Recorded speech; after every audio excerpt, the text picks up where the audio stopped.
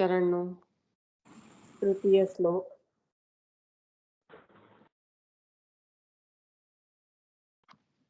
ગઈકાલે આપણે જે શરૂઆત કરી એ શ્લોક પર થોડું લઈ લઈએ અને પછી આપણે આગળ વધીશું. નિગમ કલ્પતરુ ગલિતમ ફલમ સુખમુખાદ અમૃત દ્રવ સંયુતમ.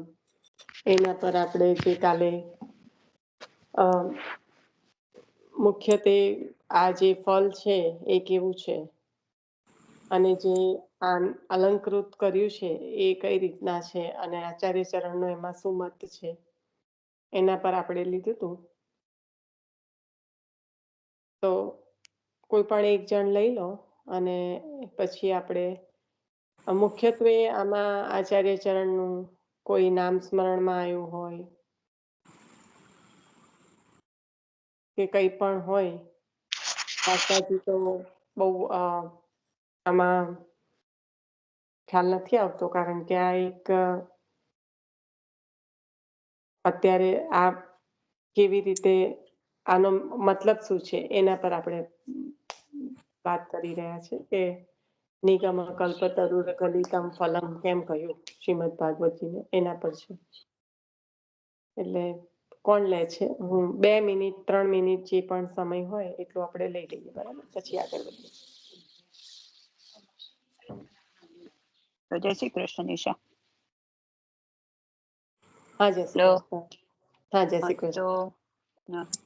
તો મહાપ્રભુજી શાર્દુલ વિક્રીડિત અને દ્રુત વિલંબિત એવો છંદ છે, પણ શ્રી મહાપ્રભુજીને આ છંદ અલંકારો એમાં સ્વીકાર્ય નથી. આમાં એટલે શાર્દુલ વિક્રીડિત પેલા 2 શ્લોકમાં જતું રહ્યું અને હવે આનો છંદ અલગ પડી જશે. એટલે નિગમ કલ્પતરુ. હા, એટલે દ્વિતીય 2 જે શ્લોક ગયા ને મંગલાચરણના, હા, એ શાર્દુલ વિક્રીડિતમાં હતા, આ બીજામાં છે, એવી રીતના કે છે.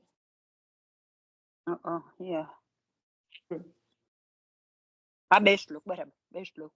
હા, પેલા 2 શ્લોક હતા એ ને. હા, અને આ ત્રીજો દ્રુત વિલંબિત છે એમ ને. હા હા. હવે શ્રી ભાગવત, શ્રી મહાપ્રભુજીને ભાગવતમાં જે અલંકારો આવે છે તે સ્વીકાર્ય નથી. અલંકારોમાં એવું હોય કે શબ્દ અલંકાર અને અર્થ અલંકાર એવું, પણ ભાગવત એ એવું છે કે એ તો વેદનું, એટલે કે જે નિગમ કલ્પતરુ ગલિતમ, વેદનું એમ કે વેદનું પાકી ગયેલું એવું આ ફળ છે કે. એટલે બધાને એક મિનિટ. અલંકાર કેમ નથી પસંદ, એ ખાલી સ્વીકાર્ય કેમ નથી, એ ખાલી પહેલા કહી દો ને. એટલે એ અઘરા છે માટે ના ના ના ના સમજવા દરેકને. ના ના ના ના ના. અલંકાર શબ્દને ને અર્થની શોભા, શબ્દ ને અર્થની શોભા વધારે છે. હા હા. અને આપણે તો અને ભાગવતમાં તો એમ કે મહાપ્રભુજી એટલા માટે નથી સ્વીકારતા કે એમાં તો પ્રભુનું સંપૂર્ણપણે આપણને સ્વરૂપ જોવા મળશે, લીલા. ના, એટલે પ્રભુના માટે જ અલંકાર છે, પણ કેમ સ્વીકાર્ય નથી આચાર્ય ચરણને? આ જે કઈ અલંકૃત કર્યું છે એમના માટે જ છે, તો પછી સ્વીકાર્ય કેમ નથી? બુદ્ધિથી કલ્પેલા છે માટે. ના ના ના ના ના. હેતલ બરાબર છે, બોલ.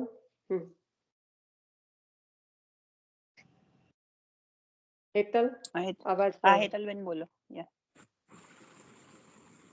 એનાથી નહીં બોલાય એવું હોય, પણ તારો અવાજ તૂટે છે. સત્યમ જ સંભળાય છે, પણ સત્યમ પરમ ધીમહિ, એટલે સત્ય હોય એને કોઈ અલંકૃત કરવાની જરૂર પડે. અને અહીંયા મહાપ્રભુજીનું અને બીજું શું કીધું? બીજા શ્લોકમાં શું કીધું? પહેલા શ્લોકમાં સત્યમ કીધું, બીજા શ્લોકમાં શું કીધું? હા હેતલ, એને મ્યુટ થવું પડ્યું. તમે બીજા આટલા બધા જણ સાંભળે છે, કાલે પણ સાંભળ્યું છે, બોલો. પહેલા શ્લોકમાં સત્યમ કીધું, બીજા શ્લોકમાં શું કહ્યું? ભગવતી માંથી બોલે છે તો એને હેલ્પ તો કરો. બધી જ રીતે પૂર્ણ, એમને કોઈ એવી એક પૂર્ણ છે, એમને કોઈ અલંકારની જરૂર જ ના ના ના ના નથી. ના, પહેલા શ્લોકમાં જેમ સત્યમ આવ્યું, ક્વેશ્ચન સાંભળો, પહેલા શ્લોકમાં જેમ સત્યમ આવ્યું એવી રીતના બીજા શ્લોકમાં એ કઈ રીતે સમજાયું એમનું સ્વરૂપ? પહેલામાં સત્યમ કહ્યું, પરમ બીજામાં કોઈ પરમ ના પરમ હતું. ના, સત્યમ પરમ ધીમહિ પહેલા શ્લોકમાં આવી ગયું છે. પહેલો શ્લોક તમે જુઓ જન્માદર્શ્ય, તો એ એન્ડ Yeah, થશે yeah, સત્યમ પરમ જન્માદ્રશ્યમ. ધીમહિ. Yeah, બરાબર. yeah. ભગવતી માસી લઈ રહ્યા છે તો હેલ્પ તો કરો, એટલે આટલા બધા બીજા છે તો. એટલે સત્યમ પરમ અને પછી પ્રશ્ન વાસ્તવ ખાલી એમના માટે વાસ્તવ નથી. હતું. હા, તો પણ પ્રશ્ન ખાલી વાસ્તવ એમના માટે નતો. વાસ્તવ વસ્તુ એટલું એટલે કે લીલા, આગળ હું લીલા બોલી ને, પણ વાસ્તવ વસ્તુ લીલા. થોડું ડિસ્ટર્બ એટલે થઈ જવાયું તમારાથી. વાસ્તવ છે, વાસ્તવ ભગવાન, એટલે એમને કઈ જરૂર છે અલંકારની? સત્યમ સ્વરૂપ છે તો કોઈ અલંકારની જરૂર છે? તો એ જ મુખ્યતા છે કે ત્યાં આગળ અલંકૃત કરવાની. જો જે સ્વયં અલંકૃત હોય, જે સ્વતઃ પાકેલું હોય, હવે આપણે કેરી લાવીએ અને એકદમ મીઠી હોય તો એમાં ખાંડ મેળવવાની જરૂર ખરી? એક સિમ્પલ એક્ઝામ્પલ. જે સ્વતઃ સિદ્ધ થયેલું એવું મેવો, કેમ ઠાકોરજીને મેવો અત્યંત પ્રિય છે? ઉત્થાપન ભોગમાં ખાલી મેવો આવે અને તે પણ એમના હાથે જ કાલિંદી બોલાય છે, પુલિંદીઓના હાથે. પુલિંદીઓના હાથે જ. બરાબર. કાલિંદી મોઢામાં આવે છે. પુલિંદીનીઓજીના હાથે જ ખાલી મેવો પારોગે તો મેવામાં કશું આપણે કરવું પડે છે? આપણે મેવો ધરાઈએ તો આપણે એને તપાવવો પડે, આમ આપણે બુરું મેળવવું પડે, આપણે એને કશું જ કરવું પડે તો પણ એકદમ મીઠો ને સુંદર ઠાકોરજીને સોહાય? કારણ કે સ્વતઃ સિદ્ધ છે બધું. જે પ્રક્રિયામાંથી એને પસાર થવાનું છે એમાંથી પસાર થઈ ચૂક્યો છે, એટલે સ્વતઃ સિદ્ધ થઈને ઠાકોરજીને લાયક બને છે. કારણ કે જ્યારે ફળ ત્યાં હોય ઝાડ પર, તો એના પર તાપ પણ આવે, વરસાદ પણ આવે, વાવાઝોડા પણ આવે. જો ટકી શકે તો ટકી શકે, નહીં તો પડી જાય, છુંદાઈ જાય. કોઈ પથરા પણ મારે એને પાડવા માટે. આ બધું જ સહન કરી અને પછી જે રહે તે ઠાકોરજીના સુધી પહોંચી શકે. ખ્યાલ આવ્યો? આમ કહે કે એને કશું કરવાની જરૂર નથી, પણ એ બધું થઈને, એ બધામાંથી પસાર થઈને આવ્યું છે. એ જે સામગ્રી છે એ બધું વેઠીને આવેલી છે પ્રભુ સુધી આવવા માટે. અને પછી એને કશું જ કરવા, એટલું બધું એને સહન કર્યું છે કે પછી એને કશું જ કરવાનું રહેતું નથી. અને એટલું એ સહન કર્યું છે, એની પાછળનો મુખ્ય ઉદ્દેશ શું છે? ઠાકોરજીના સુખનો અનુભવ. કે ઠાકોરજીને લાયક બનવું છે તો તાપ, તડકો, પવન, વરસાદ, કોઈ મારેલો પથ્થર, આ તે બધું પણ સહન કરીને પ્રભુને લાયક થવા માટે તત્પર રહે. એટલે ઠાકોરજીને સૌથી પ્રિય છે પુલિંદનીયજીના હાથનો મેવો, જે સ્વતઃ સિદ્ધ છે. તો અહીંયા જે સ્વતઃ, જે પ્રભુ, જેમનું સ્વરૂપ સત્યમ છે, વાસ્તવ છે, જે, તો એમને પાછું અલંકૃત છે નથી કરવાનું. કોઈ પણ એવો અલંકાર છે જે પ્રભુને શોભાવી શકે? કારણ કે એ સ્વયં જ શોભાયમાન છે. તો કદાચ અલંકારની શોભા વધી જાય. પ્રભુની આગળ જ્યારે લગાડવામાં આવે તો એ પ્રભુની શોભા નહીં, પણ અલંકારની શોભા વધી જાય.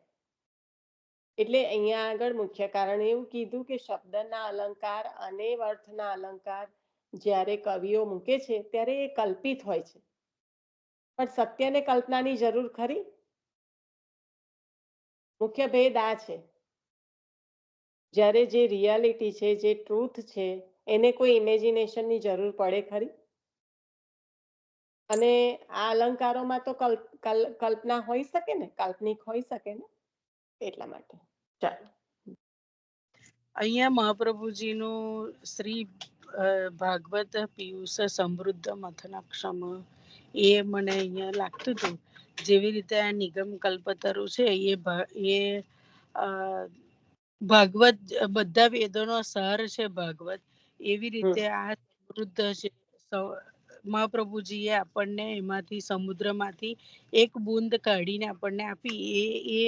એ રીતથી અહીંયા મેચ થાય છે. ડિટેલ નથી લઈ શકતી અત્યારે, પણ એ રીતે મને આ નામ અંદર મેચ થતું હતું. શ્રી ભાગવત સમૃદ્ધ મથનાક્ષમ.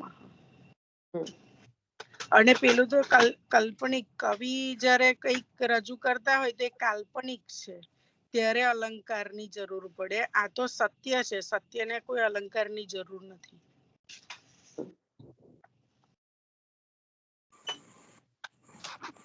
બરાબર. હવે આગળ વધીએ. અલંકાર એટલે શ્રૃંગાર છે ને એક જાતનો, એટલે શ્રૃંગાર તો ઉપરનો જ હોય, રાઈટ, ભીતરનો ના હોય, એવું થયું ને? ઉપરનું ભીતરનું કરતા પણ એક એ તો બરાબર જ છે આપની વાત, કે ઉપરનું થયું ને ભીતરનું ના થયું. પણ અહીંયા મુખ્ય તાત્પર્ય કહેવાનું એ છે કે શૃંગારિત કોને થવું પડે, જેને વધારે શોભાયમાન થવાની જરૂર હોય એને, રાઈટ. આજે હું આમ એના વગર હોઉં તો હું જરાય કોઈને જોવી પણ ના ગમે એવી લાગતી હોઉં તો મને જરૂર પડે કે ચલો ભાઈ, પણ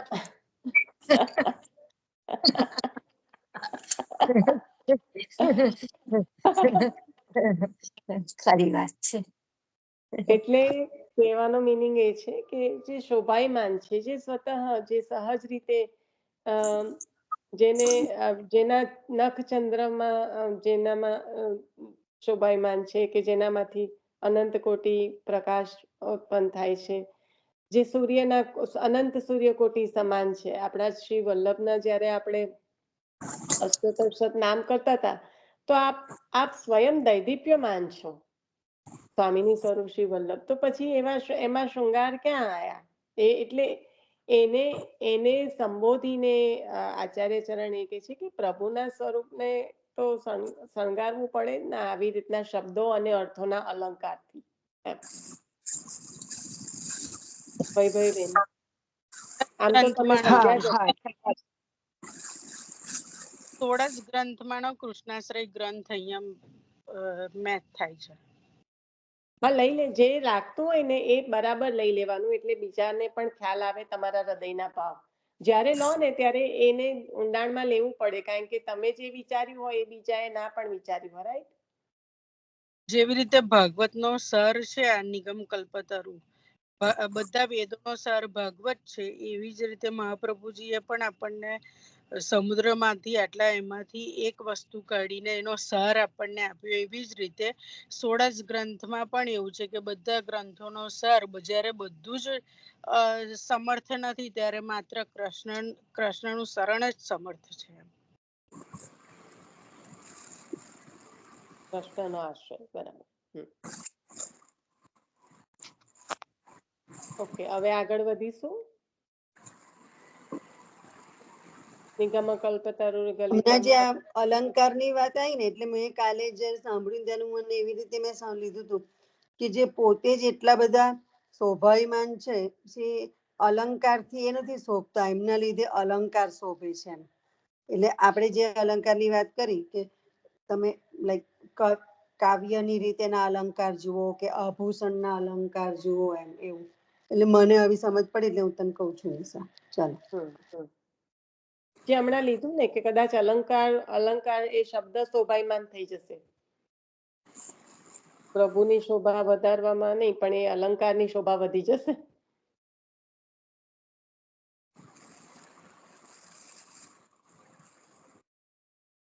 ચલો આગળનું લો પણ, એટલે ચલો લો એટલે આપણે હજી આગળ પૂરું જ નથી કર્યું ને, વાંચનની જે છણાવટ થવી જોઈએ.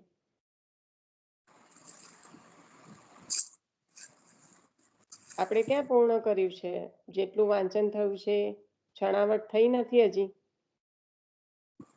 અનિતાબેન, સર્વમાં શું નફ્તીમાં જે આજ કહેવા માંગે છે ને કે આપણે જે ઠાકોરજી પ્રત્યે જે વિચારીએ છે વૈભવનું, સુખનું, પણ એવું તો કઈ છે જ નહીં. એમાં એ જ સમજાવે છે કે આપણે વેદ હોય કે ક્રિયા કરીએ, ધર્મનું આચરણ પાડીએ, બધું જ પાડીએ, પણ જ્યાં લગીને આપણને અલૌકિક પ્રેમ નહીં હોય તે પ્રેમનું સ્વરૂપ આપણને સમજાશે જ નહીં ને, એવું કઉ છું. એવું આવે ને હિસાબેન? અહીંયા આગળ એ નથી. અહીંયા તમે શું કહેવા માંગો છો? આપણે વિષય એ ચાલી રહ્યો છે કે આચાર્ય ચરણને આ જે શબ્દો અને અર્થના અલંકારથી પ્રભુને શોભાયમાન કરવાનો પ્રયત્ન કર્યો છે એ સ્વીકાર્ય નથી. એ આપણું અત્યારે ચાલી રહી છે વાત. એવું નહીં, એટલે એની જોડે આવી રીતના બેસે ને આમ કે આપણે બધું જ કરતા હોઈએ. આ બધા કે ચલો ભાઈ વેદ હોય પણ ક્રિયામાં ધર્મનું આચરણ ના હોય, એ બધું ના તો આપણી સેવા ના પડે, પણ બધું જ હોય છતાં પણ જાય લગીને આપણને અલૌકિક પ્રેમ ભગવાનમાં જે સાચો ના આવે ને તેનું પ્રેમનું સ્વરૂપ આપણને સમજાય ના ને, એવું કહું છું હું તો ખાલી તમને. એટલે પ્રેમનું સ્વરૂપ ના નથી સમજાય. ખ્યાલ આવતો. તમે શું તમારા ભાવો શું કહો છો ને, તમારા હૃદયના ભાવ એ અહીંયા મને નથી ખ્યાલ આવતો. અહીંયા આપણે આ દિશામાં જઈ રહ્યા છે તો મને નથી ખ્યાલ આવતો. હું તમને હાય હા નહીં કરી શકું. ના બરાબર છે. એટલે મેં તમારી વાત સમજી. તમને હાય હા નહીં કરી શકું. હા, એવું નહીં નિશાબેન, મેં સમજી ગઈ તમારી વાત. અલંકાર થી ભગવાન નથી શોભતા, ભગવાન થી અલંકાર શોભે છે ને, એવું કહેવા માંગો છો ને તમે? હા બસ, તમે સમજી જ ગઈ બગા. પણ મેં તો ખાલી જસ્ટ વાત કરું કે બધું જ કરતા હોઈએ પણ ભગવાન એવું કહે છે ને કે આપણા અંદરથી અલૌકિક પ્રેમ જાય લગીને નહીં જાગે તો આપણે બધું જ કરતા હોઈએ ને તો એ બધી વસ્તુ ક્રિયા જેવી જ લાગશે, આમ કહેવાનો મતલબ એવું. હું એવું સમજાવતી, એટલે તમે ભગવાનનું મહત્વ સમજાયું ને, રાઈટ, સમજી ગઈ હવે. હા, એટલે આપણે તો વિષય પર અત્યારે જે છે ને ત્યાં અત્યારે શું છે ને એનું જ ખાલી કહી રહી છું, એટલે મને ખ્યાલ આવે. ચલો આગળનું લઈ લો જે વાંચન. હજી એક આખું પેજ જેટલું રહ્યું છે આપણે એ લઈ લો ને પછી આપણે આગળ વધીએ. મેં 2 મિનિટ આપી હોય, એની 5 થાય તો ચાલે, 10 થાય તો ચાલે, એવું કરીને 2 થી ચાલુ કરીએ, પણ 15 થઈ ગઈ. હવે આગળ શું છે એવું કહું છું તો બધા મ્યુટ જ છે.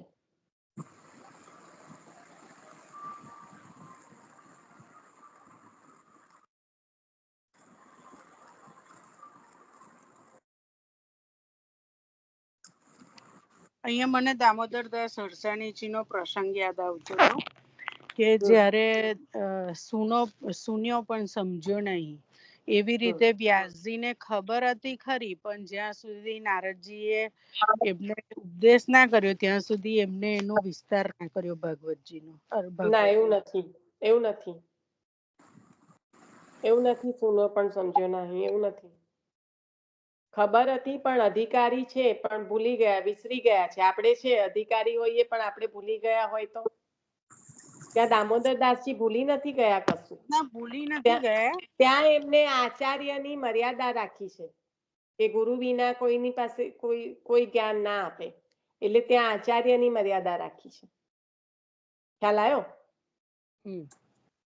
અહીંયા આગળની સિચ્યુએશન આખી અલગ છે. અહીંયા શું છે કે આપ જે પ્રયોજનથી પૃથ્વી પર પધાર્યા એ વિસરાઈ ગયું, પણ અધિકારી તો છો જ. અને જો વિસરાઈ ના ગયું હોત, વિસરાઈ ગયું એમાં પણ પ્રભુની ઈચ્છા છે, કારણ કે વિસરાઈ ગયું ત્યારે બીજું આટલું બધું રચ્યું ને, બીજા 18 પુરાણ રચી શકે. હા, નહીં તો ના થાત ને. એટલે એમાં પણ પ્રભુની ઈચ્છા છે. હા, એટલે તને લાગે છે હવે કે આ બેસશે કે નહીં? ના, એટલે બંધ તારી જાતે નક્કી કર. આ વાર્તા પ્રસંગ યાદ આવ્યો હતો. યાદ આવ્યો બરાબર છે, પણ અહીંયા બેસે છે હવે તને લાગે છે? ના, બેસતું નથી. હા, એટલે બેસતું હોય તો હજી અમને સમજાય, બાકી આપણે જો ના બેસતું હોય તો પણ આપણને સમજવું પડે ને કે શું છે એકચ્યુઅલી એમ. ચાલો લઈ લો ત્યારે આ નિગમ કલ્પતરો ગલિતમ ફલમ કેવી રીતે પ્રકટ થયું, કેવી રીતે આ હવે આટલું લીધું છે, હવે થોડુંક જ લેવાનું બાકી રહ્યું. હા, એટલે એવું છે કે આ પ્રેમિલાબેન પરીખ રેઝ કરે છે હેન્ડ, કશું કેવું છે પ્રેમિલાબેન? તમારો અવાજ નથી આવતો. કોઈ બોલે તો બહુ સારું. ના, એમનો અવાજ નથી આવતો. એ હાથ ઊંચો કરે છે, એમનો અવાજ નથી આવતો. મારે આમે ઊભું થવું પડે. બોલ્યો. ઓકે, તો તમે હાથ ઊંચો કર્યો એટલે એવું લાગ્યું કે તમને વિડિયો દેખાય તને? ના, તમારો હાથ દેખાયો તો એવી આમ સ્ક્રીન પર તમારથી એ પડી ગયો હશે હાથ, એટલે એના પર તમે હેન્ડ રેઝ કર્યો હોય ને એવી સાઇન આવી ને એટલા માટે. મોબાઈલ તો બારીએ મૂકેલો છે, અને મેં બારીએ હાથ ઊંચો કર્યો છે. ઓકે, કઈ વાંધો નહીં. તદ ચલો દેખાય ભગવતી માસી લઈ લો, કોઈ લેતું હોય એમ હું લાગતું સહેજ નથી. લઈ લઉં પછી મારે પણ ઉભા થવું પડે એવું છે. હા તો આ જે એમાં અર્થ વેદ થાય. વૃક્ષ જે થયેલું છે એ વેદ વૃક્ષ એમ કે કલ્પવૃક્ષ એટલે કે ઈચ્છા કરતા પણ વધુ તમને ફળ એક આપે. મિનિટ પહેલા આપણે જોઈ લઈશું ભગવતી માસી કે જે નિગમ કલ્પ તરોર ગલિતમ ફલમ, તો વેદને વેદના બે રીતે એ બતાયા. એમનું આધિભૌતિક કેવું છે? એક તો શબ્દાત્મક રાઈટ ને, એ તો આધ્યાત્મિક થયું, પણ આધિભૌતિક કેવો છે એમનો જે ત્યાં બે જગ્યાએ પુરુષાકાર એમની સ્વયં વેદ સ્વયં પુરુષાકાર વાળા રાઈટ ને. બ્રહ્મલોકમાં એ કેવા છે? બ્રહ્મલોકોની અંદર વેદ સ્વયં પુરુષાકાર વાળા છે. Yeah. અને વેદોનું જે વૃક્ષ અને તરીકે વ્યાપી વૈકુંઠમાં કેવું છે એમનું સ્વરૂપ? વ્યાપી વૈકુંઠમાં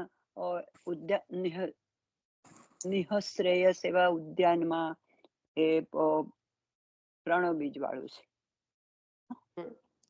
વેદ વૃક્ષ છે. પ્રણવ બીજ અને વૃક્ષ પર ફળ રૂપ છે. અને વધુમાં વધુ એ ફળ આપે, એ વધુમાં વધુ ફળ આપે એમ કે. એટલે અને એની ઉપર આ કલ્પવૃક્ષની ઉપર એમ કે શ્રીમદ ભાગવત ફલ રૂપે આવ્યું છે. અને તે શબ્દાત્મક છે. અને પાછું ભગવાનના હૃદયમાં પણ એ છે. હવે આ ફળ ક્યાં બિરાજે છે? તો સર્વ વેદના અર્થ જાણવા વાળા જે પ્રભુ છે એ. કારણ કે બધા વેદ પ્રભુની વાણીમાંથી પ્રકટ થયા અને એના અર્થ પ્રભુના હૃદયમાં છે, હૃદય જાણવા વાળા છે. આપણી વાણીમાં હોય એ આપણને સમજાય, આપણા મનમાં તો સમજાતું હોય ને. આપણે ઘણી વાર કોઈના વખાણ પણ વાણીથી કરતા હોય તો મનમાં હૃદયમાં તો ખબર હોય શું સિચ્યુએશન છે. એટલે આ જે કહ્યું પણ પાછું બરાબર તું બોલી લે. કે વેદ વાણી, ઉભારો તમને ઉતાવળ હોય એવું લાગે છે, પણ આ બધાને સમજી જવું હોય ને એટલા માટે. નીકળવાનું છે ને એટલે. હા, આઈ અન્ડરસ્ટેન્ડ, આઈ કમ્પ્લીટલી અન્ડરસ્ટેન્ડ. પણ આને અર્થને તત્વને સમજી રહ્યા છે આપણે. એટલે આવો જે વેદના અર્થને જાણવા વાળા જે પ્રભુ છે એમના હૃદયમાં આ ફલ છે.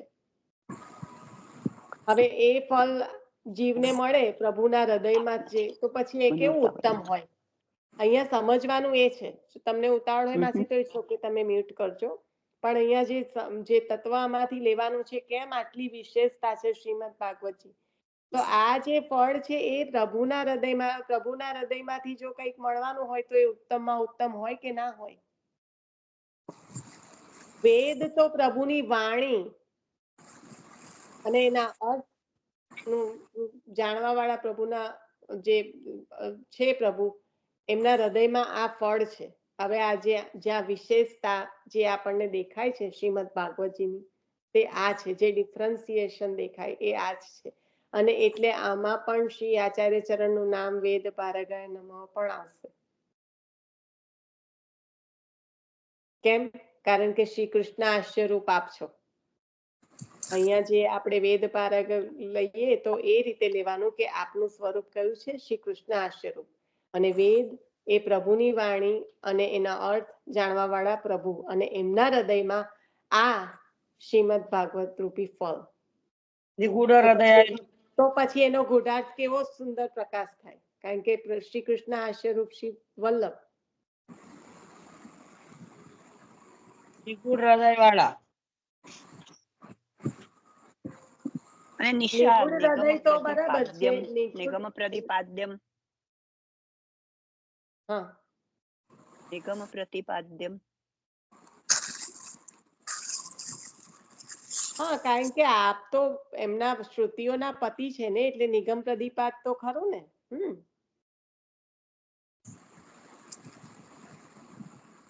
બરાબર છે.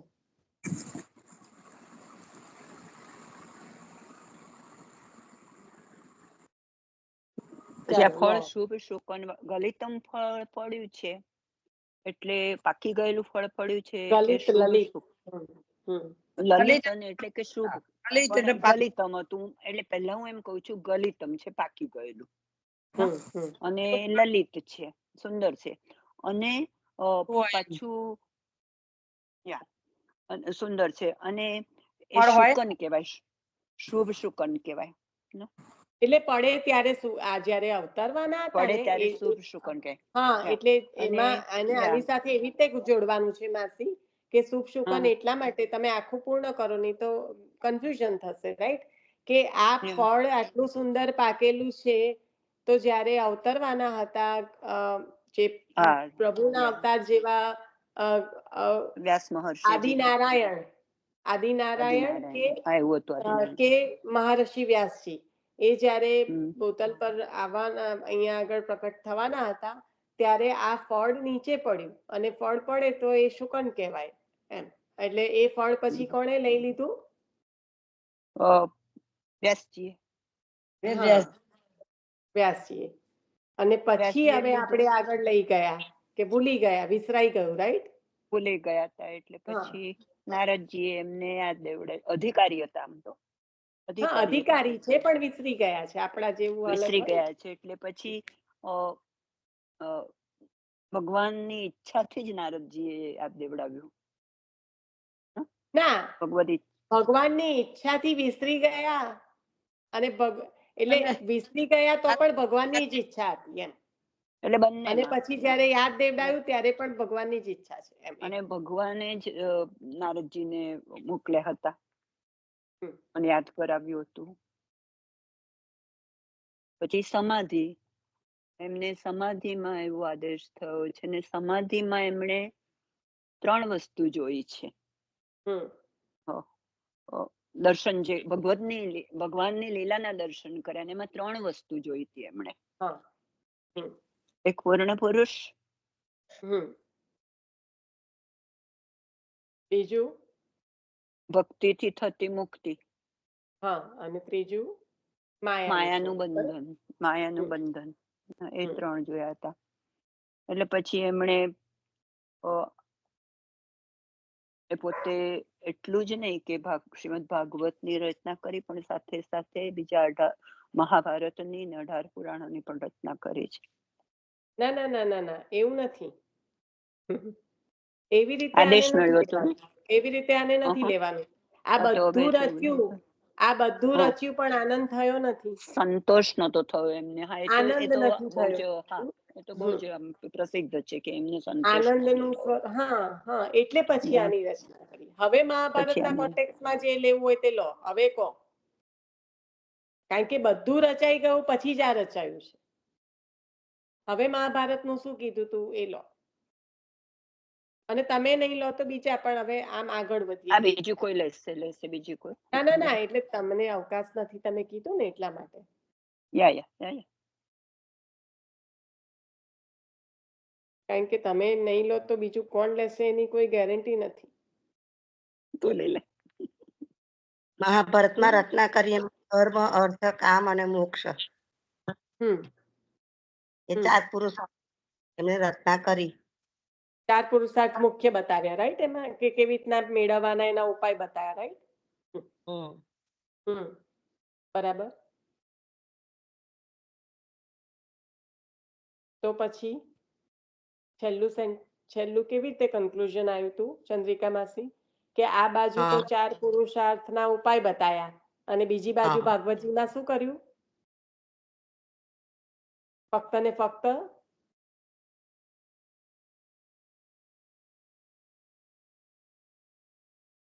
ભગવાનની લીલાઓનું ગાન કર્યું ને ભગવાનનું તો હવે મહાત્મ્યનું બે એક્સ્ટ્રીમ થઈ ગયું ને એક બાજુ તો 4 પુરુષાર્થના ઉપાય બતાયા અને બીજી બાજુ ફક્ત પ્રભુની લીલા અને ભક્તોના ગુણગાન તો આવું ના થાય એટલે ત્યાં આગળ શું કર્યું એ બતાવવા માટે કે નારદજીનો આદેશ થયો છે એટલા માટે આ રચના થઈ છે એટલે લોકમાં વિરોધાભાસ ના થાય એનું આ કારણ બતાવ્યું બહુ ડિટેલમાં નવનીત પ્રિયા શાસ્ત્રીજી એક બહુ સુંદર રીતે સમજાવે છે પગથિયા જે કહેવાય ને કે આમ કેમ આમ જ થયું ને કેમ આ રીતે સમજાઈ ગયું હવે આપણે આમ તો કાલે વાંચેલું જ છે એટલે સમજાયેલું જ છે પણ ખાલી યાદ આવ્યું એમ ખ્યાલ આવી ગયો ને હવે પૂર્ણ થઈ ગયું હવે આપણે આગળ જઈએ વધીએ બરાબર વલ્લભાધીશ કી જય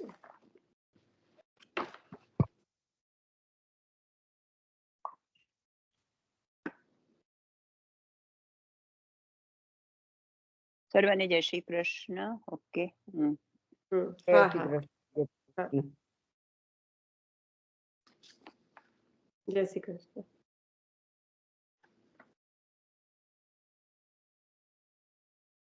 હવે આગળ વધીએ આપણે. કદાચ જેને પણ મનમાં કંઈક આમ સંશય થતો હોય કે આપણે શા માટે વાંચન શરૂ નથી કરી શકતા આટલા બધા ટાઈમ સુધી, પોણો કલાક, અડધો કલાક થઈ જાય, પણ જો આપણે આગળ વધીએ તો ખાલી પોતપોતાની રીતે જ વિચારી લો કે ગઈકાલનું કેટલા પર્સન્ટેજ આપણને સ્મરણમાં હતું, અને જો ગઈકાલનું આજે જો સ્મરણમાં ના હોય તો પછી તો શું હાલત થાય. એના તત્વને જાણ્યા વગર જો ખાલી આગળ જ વધ્યા કરીએ, એટલે જ્યારે પણ વાંચન કરવામાં, આગળ વધવામાં વિલંબ થતો હોય છે આ રીતનો, ત્યારે સમજવાનો પ્રયત્ન કરીએ કે મનન ચિંતન બધાનું જો સાથે થયેલું હોય તો એટલા જલ્દી આગળ વધી જઈએ, પણ ના થયું હોય તો આપણે આ રીતના ટાઈમ લઈને એના પર મનન ચિંતન કરીને પછી જ આપણે આગળ વધી શકીએ છીએ. વલ્લભા શકી છે. હવે શ્રી શુકના મુખમાંથી ભક્તિ રસ સંયુક્ત ભાગવત સાંભળતા રસપરવશ મહર્ષિ વ્યાસજી વારંવાર રસપાન કરવા કહે છે. સુકમુખાદ અમૃત દ્રવ્ય જે આવે છે, અમૃત દ્રવ સંયુતમ, એના પર આયા. આપણે અત્યારે શ્લોકમાં, અડધા શ્લોકમાં આગળ વધતા હતા ત્યારે નિગમ કલ્પતરોર ગલિતમ ફલમ, એના પર જોયું. હવે જોઈ રહ્યા છે કે સુકમુખાદ અમૃત દ્રવ સંયુતમ, જે સુખજીના મુખમાંથી જે આ અમૃત દ્રવ્યું, તો એનું વારંવાર શ્રી મહર્ષિ વ્યાસજી રસપાન કરવા કહે છે. ઝાડ પર રહેલા ફળમાં રસ પૂરેપૂરો ભરાઈ જાય ત્યારે ફળ એની મેળે નીચે પડે છે. શ્રીમદ ભાગવતમાં પૂરેપૂરો રસ ભરેલો છે. વેદ વૃક્ષ પરથી તે ગળી પડ્યું. ભક્ત ચિંતા પરવશ ભગવાનના હૃદયમાંથી વેદનો ગુપ્ત અર્થ પ્રકટ થયો છે.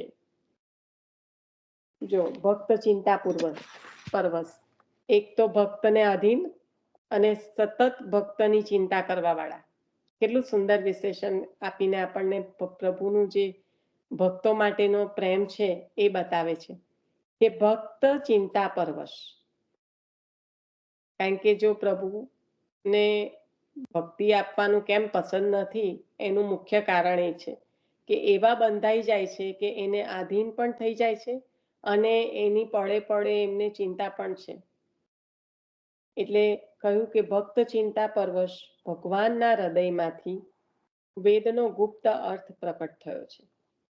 વેદ જે શ્રી ભાગવત ગૂઢાર્થ પ્રકાશન પરાયણ, તો વેદનો આ ગુપ્ત અર્થ, પાછું વેદ પારગાય નમઃ, જે નામ આપણે આગળ લીધું, શ્રી ભાગવત ગૂઢાર્થ તો આપણે ગઈકાલે લીધું હતું, પણ વેદ પારગ નમઃ, તો અને આ આપણે જોયું કે પ્રભુના હૃદયમાં જ આ ફળ બિરાજે છે, રાઈટ? કારણ કે સર્વ વેદોના અર્થને જાણવા વાળા આપ છો, અને શ્રી કૃષ્ણ આશ્ચર્યરૂપ શ્રી વલ્લભ, એટલે આ શ્રી વલ્લભના હૃદયમાં પણ એ જ બિરાજે છે. તો શ્રી ભક્ત ચિંતા પરવશ ભગવાનના હૃદયમાંથી વેદનો ગુપ્ત અર્થ પ્રકટ થયો છે. શુદ્ધ, સુખી અને બ્રહ્મ વિદ્યા વિશારદ જ ભગવાનની સેવા કરવા યોગ્ય છે. કહ્યું શું કહ્યું? શુદ્ધ, હૃદયની શુદ્ધિ પહેલા મુખ્ય મૂકી. શુદ્ધ, સુખી, બ્રહ્મ વિદ્યા વિશારદ જ ભગવાનની સેવા કરવા યોગ્ય છે. રહસ્યનું પ્રકટ થવું તે ફળનું ગળી પડવું છે. હવે આ રહસ્ય પ્રકટ થયું એટલે આપોઆપ ફળ નીચે પડી ગયું, ગલિતમ ફલમ, અને એ જે પડી જવું અને શ્રી વ્યાસજીના હાથમાં આવવું. કારણ કે આપ તો જીવો માટે જ જ્ઞાન અવતાર લઈને પધારી રહ્યા છો, એટલે પોતાની સાથે લઈને આવે એ ફળ તો જ જીવો સુધી પહોંચે ને. સૃષ્ટિ માટે જ્યારે પ્રભુ પ્રકટ થઈ રહ્યા હોય જ્ઞાન અવતાર સ્વરૂપે, તો શું ના હોય? વળી જે ફળ પોપટ, તો રહસ્યનું પ્રકટ થવું, તે જ ફળનું ગળી પડવું. ગલિતમ ફલમ એટલે એ રહસ્ય ત્યાં પ્રકટ થઈ ગયું. વળી જે ફળ પર પોપટ ચાંચ મારે તે વધુ મીઠું હોય. સુખદેવજીના મુખમાંથી પણ એ પ્રેમ પરવશપણે ગાન રૂપે ગલિત થયેલું છે. શ્રી શુક જે સ્વયં શ્રી સ્વામિનીજીના પોપટ છે, તો હવે એ પોપટ જ્યારે ફળને ચાંચ મારે તો આપણે કહીએ કે આ ફળ વધારે મીઠું છે. એટલે શ્રી સુખદેવજીના મુખમાંથી પણ એ પ્રેમ પરવશપણું ગાન રૂપે ગલિત થયું છે. જેમ પ્રભુના હૃદયમાંથી પડી ગયું ને, એ જ હવે શ્રી સુખદેવજીના મુખમાંથી પણ સરી પડ્યું છે, ગાન રૂપે ગલિત થયું છે. ગલિત એટલે જે પરિપક્વ થયેલું છે, હવે ગળી પડ્યું, નીચે પડ્યું છે. તો શ્રી સુખદેવજીના મુખમાંથી પણ એ પ્રેમ પરવશપણે ગાન રૂપે ગલિત થયું છે. શ્રી સુખ અત્યંત વૈરાગ્યપૂર્ણ છે. ભાગવત ફલિત થયું છે. અત્યંત વૈરાગ્યપૂર્ણ છે એટલે ઉત્તમ અધિકારી છે, અને ઉત્તમ અધિકારી છે એટલે ભાગવત ફલિત થયું છે. તેમના હૃદયમાં ભક્તિ રસ વિરાજે છે. આપના હૃદયમાં શું વિરાજે છે? ફક્ત ને ફક્ત ભક્તિ રસ. જે વૈરાગી હોય એના હૃદયમાં કોઈ બીજા ભાવ તો આવી ના શકે, નહીં તો એ વૈરાગી ના કહેવાય. પણ એમના હૃદયમાં શું બિરાજે છે? તો ફક્ત ને ફક્ત ભક્તિ રસ. શ્રી સુખદેવજીના મુખમાંથી નીકળતો ભાગવત હૃદયમાં રહેલી ભક્તિ સાથે બહાર નીકળે છે. જ્યારે ગુણગાન થાય ત્યારે હૃદયમાં તો પ્રભુ બિરાજે છે, એટલે એની સાથે બહાર નીકળે છે. સાંભળતાની સાથે જ અધિકારીના હૃદયમાં ભક્તિનો આવેશ થાય છે. ભાગવત શ્રી સુખના મુખમાંથી નીકળતા અમૃત દ્રવ સંયુક્ત છે. અમૃત જે દ્રવી રહ્યું હોય એવું છે. એટલે ભાગવત શ્રી સુખના મુખમાંથી નીકળતા અમૃત દ્રવ સંયુક્ત છે. વ્યાસજી વત્સલ છે, વત્સલ પિતા છે, અને શ્રી સુખ ઉત્તમ વિરક્ત પુત્ર છે. અત્યંત વાત્સલ્ય યુક્ત હોય એવા પિતા વ્યાસજી, અને વિરક્ત હોય ઉત્તમ વિરક્ત એવા શ્રી સુખદેવજી. વાત્સલ્યવશ પિતા સ્વાભાવિકપણે ઉત્તમ ફળ ઉત્તમ પુત્રને દે. વ્યાસજીએ ભાગવત રૂપ ફળ શ્રી સુખના મુખમાં મૂક્યું. તે ભાગવત ફળ રસરૂપ છે. સર્વે ઇન્દ્રિયોમાંથી પ્રેમ રસ પ્રકટ કરે છે. એ રસ હૃદયમાં એકત્રિત થાય છે. તેમાં ભળી ગયેલું ભક્તિ રસના મથન રૂપ શ્રીમદ ભાગવત છે. એટલું સુંદર કહ્યું. કારણ કે આપણે કહીએ આચાર્ય ચરણનું નામ લીલા રસ સુપૂરિતા, તો રસ લીલા રસમાં રસથી પૂરી તેવા આપ. એવી રીતના અહીંયા શ્રી સુખદેવજીને પણ શ્રી શુકના મુખમાં જે વ્યાસજીએ ભાગવત રૂપી ફળ મૂક્યું, તો એ ફળ છે કેવું? રસરૂપ છે. એટલે પછી એ પ્રકટ પણ શું કરે? સર્વ ઇન્દ્રિયોમાંથી પ્રેમ રસ જ પ્રકટ કરે. એ રસ હૃદયમાં એકત્રિત થાય, તેમાં ભળી ગયેલું ભક્તિ રસના મથન રૂપ શ્રીમદ ભાગવત છે. એટલે શ્રીમદ ભાગવતનું આ સ્વરૂપ સમજાયું આપણને કે કેવી રીતનું છે. તો કે ભક્તિ રસના મથન રૂપ શ્રીમદ ભાગવત છે.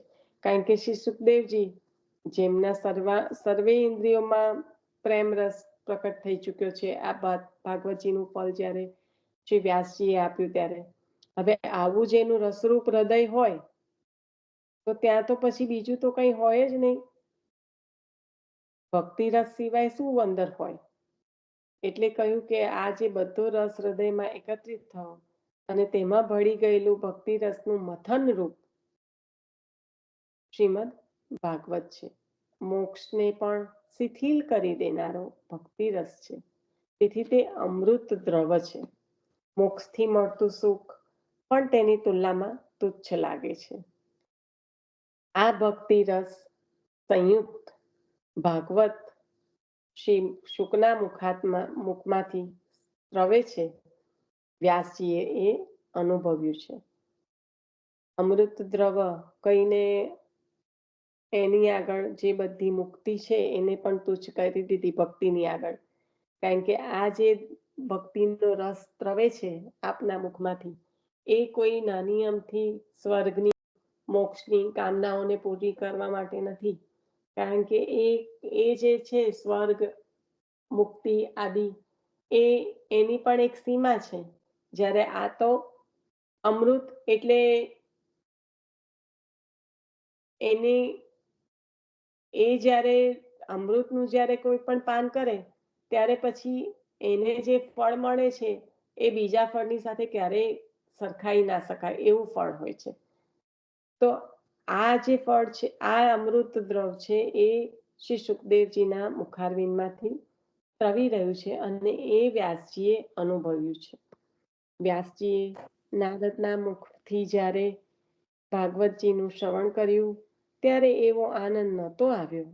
સમાધિમાં દર્શન કર્યું ત્યારે સુખ નહોતું મળ્યું. શ્રી સુખદેવજીને શ્રીમદ ભાગવત ભણાવ્યું ત્યારે પણ એ રસનો અનુભવ ન હતો.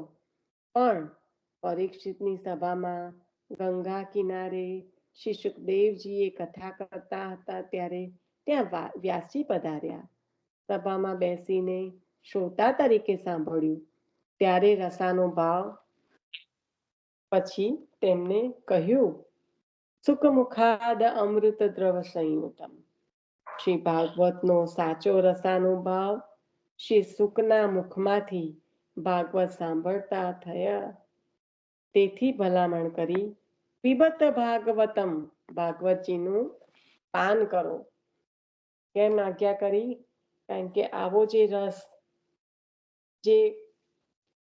જેની સર્વ ઇન્દ્રિયોમાં પ્રેમ રસ અને હૃદયમાં ભક્તિ પ્રકટ થઈ ચૂકી છે એવા શ્રી સુખદેવજી, એમના મુખેથી જ્યારે આ શ્રીમદ ભાગવતજીનો શ્રવણ કર્યું ત્યારે જે રસાનુભાવ થયો એ શ્રી વ્યાસજીને એવી રીતે થયો કે આટલા વખતથી પોતે જ દ્રષ્ટિ કરી છે, પોતે જ શ્રી નારદજી દ્વારા પણ સાંભળ્યું છે અને પોતે જ શ્રી સુખદેવજીને ભણાવ્યું છે, તો પણ ક્યારેય ના થયો એવો અનુભવ થતા આપે કહ્યું કે પીબત ભાગવતમ, ભાગવતજીનું પાન કરો. શ્રવણ કરવાનું નથી કીધું, સેવન કરવાનું કીધું છે, પાન કરવાનું કીધું છે. પાન કરવાનું એટલે કેવી રીતે? કર્ણ દ્વારા પાન. આપણે જ્યારે વેણુ ગીત આવશે ત્યારે જોઈશું કે જે ગાયો છે વેણુના નાદને શ્રવણ કરીને એમના કાન ટટ્ટાર થઈ ગયા છે, ખડા થઈ ગયા છે. જ્યારે કાન ખડા થઈ જાય ત્યારે ગાયોના કાન આપણને ખબર છે કેવા હોય, તો એ દૂના બની જાય.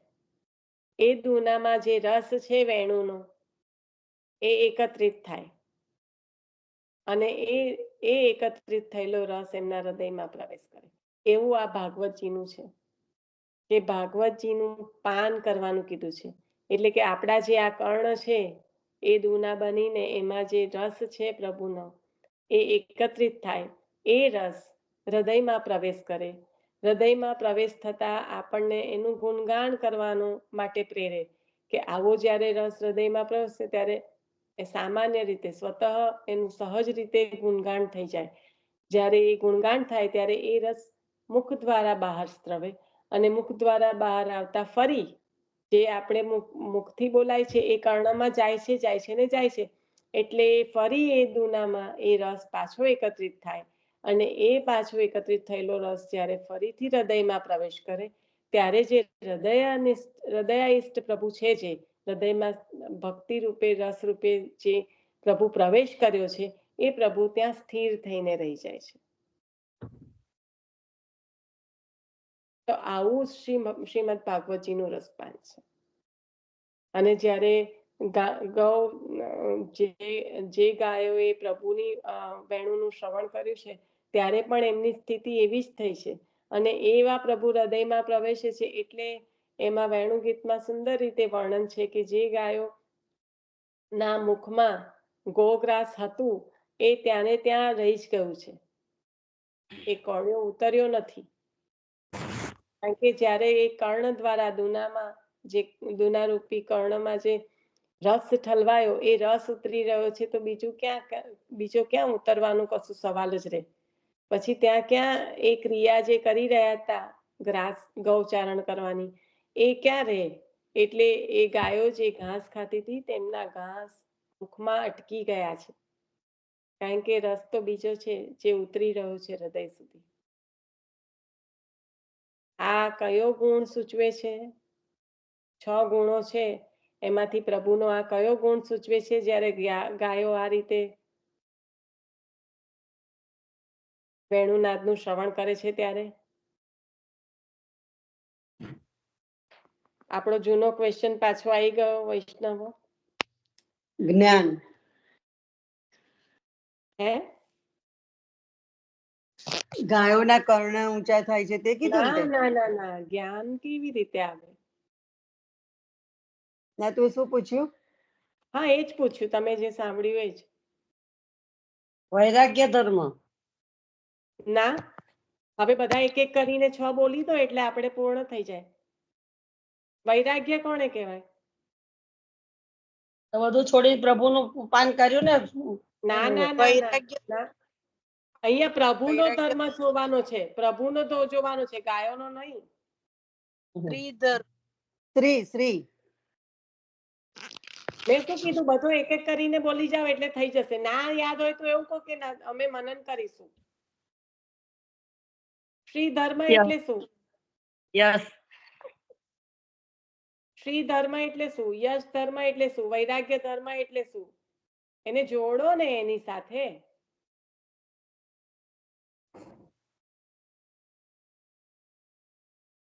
કાનમાંથી શું સંભળાય? આપણે કાનમાંથી શું સાંભળીએ પ્રભુના? શ્રવણ એટલે વેણુનાદ એમને સંભળાયો તો એ વેણુનાદ એ પ્રભુનું સ્વરૂપ છે. વેણુનાદ દ્વારા પ્રભુ બોલાવી રહ્યા છે. તો આ વેણુનાદ છે એ સાંભળવા માટે ગાયો પ્રેરિત થઈ છે. ગાયો સંપૂર્ણ રીતે પ્રેરિત થઈ છે, એવી રીતે કે કાન એમના ટટ્ટાર કરી દીધા. ભાગવતજીમાં વર્ણન આવશે. એટલે કે દૂના થઈ ગયા કાન, અને એમાં રસ જે વેણુનો પ્રભુએ વેણુનો રસ પીરસ્યો એ પાત્રમાં ઠર્યો અને એ પાત્ર દ્વારા હૃદયમાં બિરાજ્યો. કાલે વાંચન કરજો, ના હોય તો એવું કહો કે અમે કાલે વાંચન કરીશું. અઠવાડિયા પછી કરશું, પછી લઈશું તો પણ ચાલશે, પણ એક પછી એક આ રીતે ના બોલાય.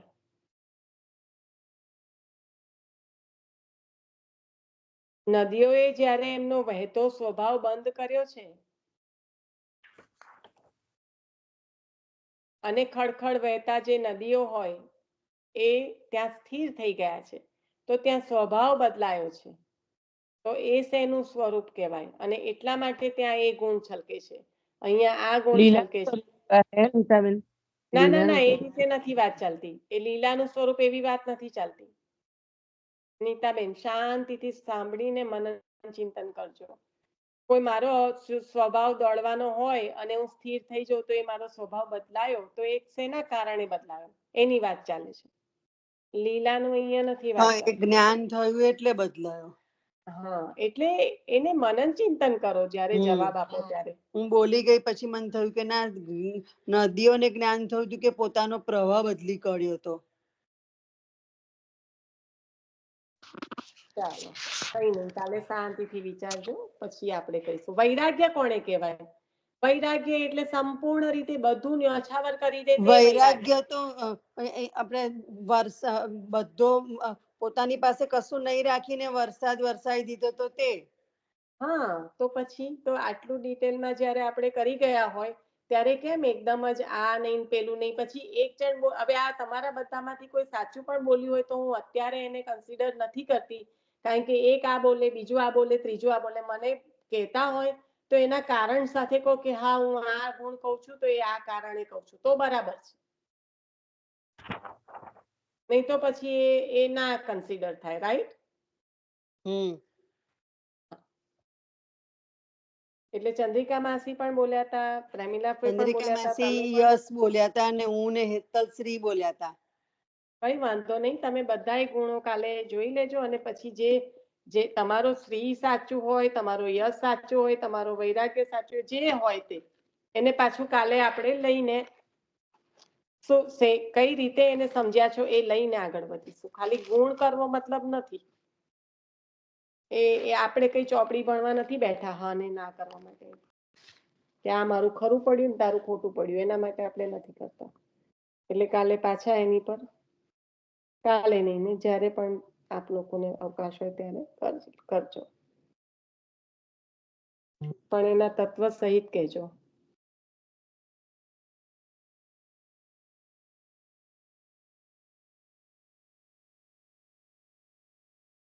આશરો લઈ લઈશું. હવે આપણે શ્રીમદ ભાગવત જે પીબતમ ભાગવતમ રસમાલયમ પર આપણે કાલે કરીશું. આપણો સમય થઈ ગયો છે, આજે થોડું મોડું સ્ટાર્ટ થયું હતું.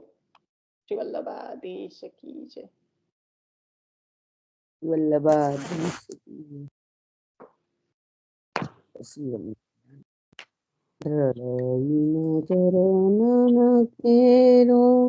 ભરોસો ધરાઈને ચરણ તેરો શ્રી વલ્લભન ચંદ્ર ચટાવીન સમજુગમાય